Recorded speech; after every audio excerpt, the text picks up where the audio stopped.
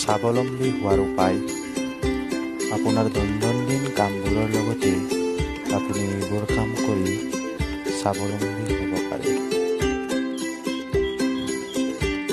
আৰু অধিক ভিডিঅ' চাবলৈ আমাৰ চেনেলটো ছাবস্ক্ৰাইব কৰক।